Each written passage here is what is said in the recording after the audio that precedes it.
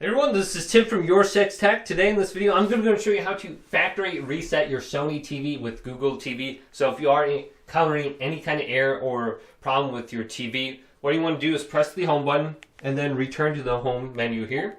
Then go to the right and select settings in the top right here, the little cog icon. Then we want to go down to where it says the system. Now under system, let's go to the right and then go to about.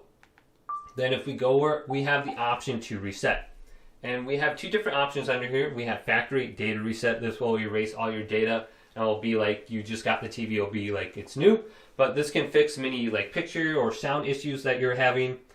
Otherwise, we can go to erase data from internal storage. So simply select factory data reset on the top and you should be good to go.